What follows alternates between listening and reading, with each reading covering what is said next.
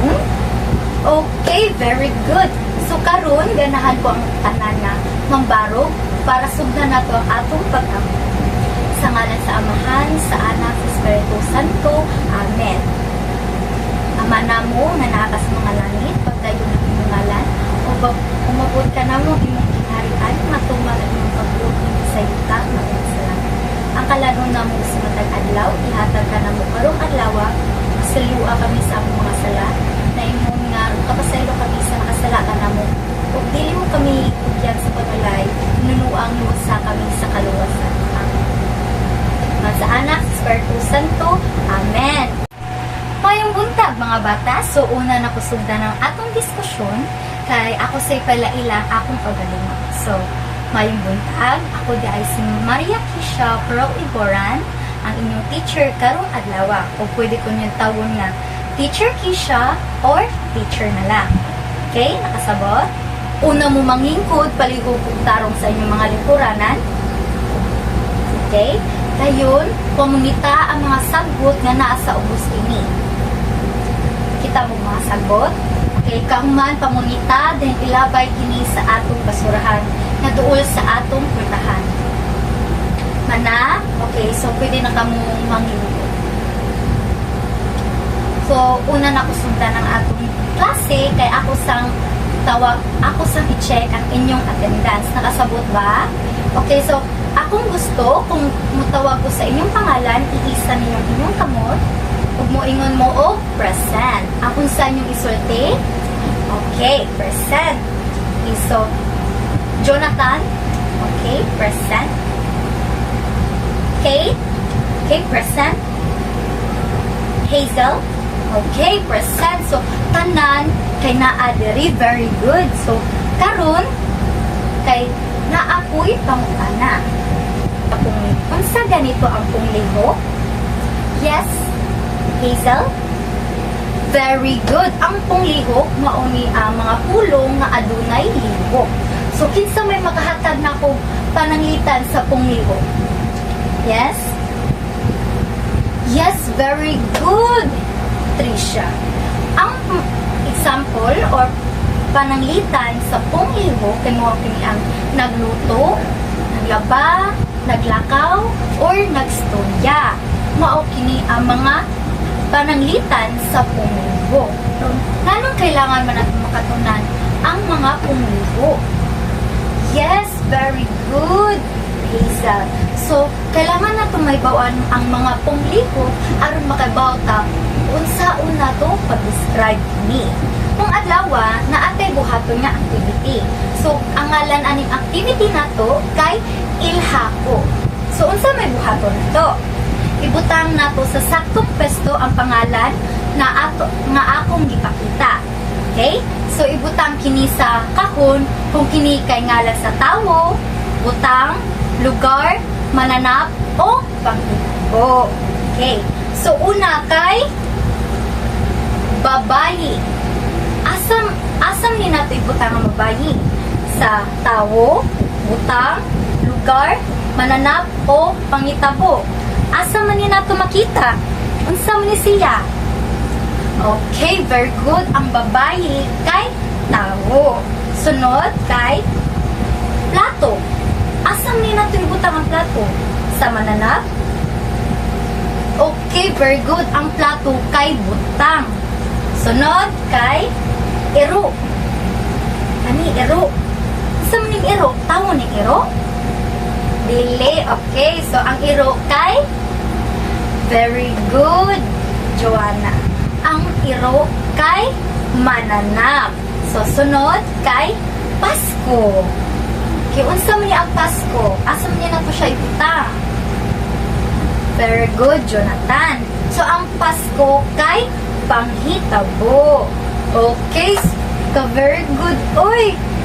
Okay, so karon, unsa inyong naobserbahan sa atong gipabuhat karon? Naay unsa man yung naobserbahan? Yes, Hazel. Okay, very good na ang istorya taong tawo, mananap, mga butang, o mga panghitabo. Okay, very good. So, unsa asa man ni nato sila makitaan? Yes, bisag asa ang mama kay naa sa atong paghimalay, ang iro kay naa sa buwas baron, or kanang mga lugar o panghitabo. Okay. Pero unsa man ni sila? Kay bawta nga mga tawo ni sila, manana, panghitabo, pero unsa man ni sila? Okay, so ang atong lesson karon kay mga pungan o sa Ingles kay noun. Unsa man ning mga pungan? Ang pungan kay mao kini nga mga pulong nga ngalan sa tawo, mananap, butang, lugar o mga panghitabo. So, hatagan ta mo mga pananglitan sa pungan. So, una kay ngalan sa tawo. So, kinsa may makahatag na kung pananglitan sa ngalan sa tawo? Yes? Okay, kanang ngalan ninyo. Si Jonathan, Bogart, or kanang si Hazel, or even inyong ngalan, kanang sa mama ninyo. Mama, papa, ate, o kuya. Kasabot ba? Okay, susunod kay ngalan sa lugar. So, taga-asa mo. Yes, na yung mga taga-sawang, taga-mambaling. Okay, very good. So, mao kini ang ngalan sa lugar. Susunod kay butang. Unsa man inyong mga nakita sa atong palibot na atay unsa man? Yes, Joanne? Yes, very good na atay lapis. Unsa pa man inyong mga ibang kukutan diha? O naasad kay kanang ballpen, notebook, o bag. Okay, mao kini ang mga pananglitan sa ngalan sa na. Okay, sunod kay mga mananap. Unsa man inyong mga naa sa balay ninyo nga mga mananap? Kan mga gipambuhi ninyo, naa mo? Okay, ang pananglitan ani kay kanaon sa man? Yes? Okay, very good. Hazel.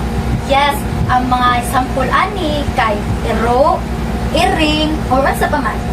O nakiuban no nga magbuhi og bitin. So mauni ang mga mananap nga naa sa atong palibot. Ug mao ni ang pananglitan sa ngalan sa mananap. Okay, sunod kay ngalan sa panghitabo. Unsa may mga panghitabo or events nga nahitabo sa atong kinabuhi? Yes? Apple? Yes, very good. Usa ni sa kanang importante nga nahitabo nato, no? Kanang mga event nato, mao ni ang Pasko. Very good. So sa Pasko, unsa may nga ipangbuhat ninyo? Unsa may ipangkaon ninyo anak? Yes, naiuban magkaon ng lechon, no? So, sunod, unsa pa man? Yes, kanang birthday. Mao na mga panghitabo. Unsa pa? Bagong tuig. Yes. So nakasabot ra jud ang tanan. Very good. So unsa ganito ang pungan? Okay? Yes. Apple?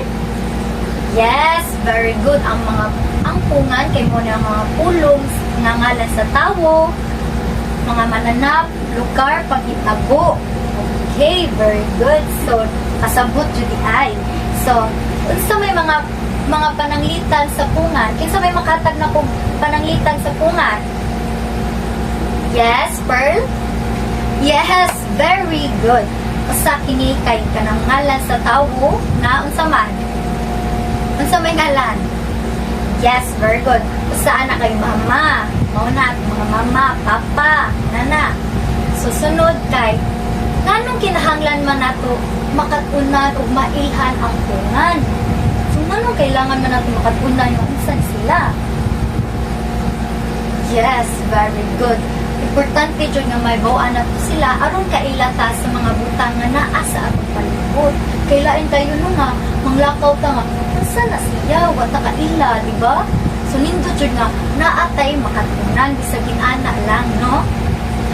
Okay, sunod kay karon kay man naman natong discuss ang mga pungan kay naatay activity nga buhaton or group activity nga buhaton karon. So iparista mo sa inyong tupad. Nasabot? Unsa to? Okay, so iparista mo sa inyong tupad unya mangutana mo bahin sa ilang ngalan, asa sila nagpuyo, o o kanus asila na tawo. Ni kahuman ana kay inyong ipalaila ang inyong tupad sa tumangan. Okay, so kinsa may walay kagrupo diri. Okay, so kamula lang tulo ha. Aron na may grupo. So ang pananglitan ani kay ako kay mangutan ako sa ngalan ni Josh.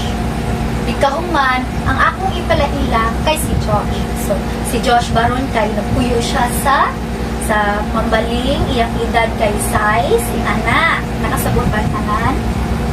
Okay, very good. So atagan ta mo og 5 minutes na buhaton kini. Nakasabot pila to ka minutes? Okay, 5 minutes. Karon kay man naman ta sa atong group activity kay naatay buhaton natay ansiran, okay?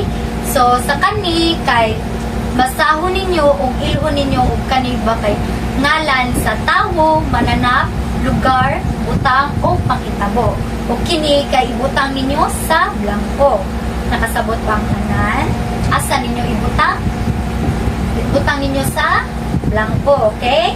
Karon kay man naman ta sa atong gibuhat kay naakoy pa-assignment sa inyo. So sa inyong assignment kay maglista mo og 5 ka pananglitan sa pungan nga makita nimo diha sa inyong panimalay. Pagkahuman ni ani, ipasabot kung anong kani inyong gipili o ang inyong tubag kay ibutang ninyo sa inyong papel. Asa nyo ibutang? Okay, sibutan nyo sa inyong papel, okay? Okay, very good. So, maura na. Thank you and goodbye, class.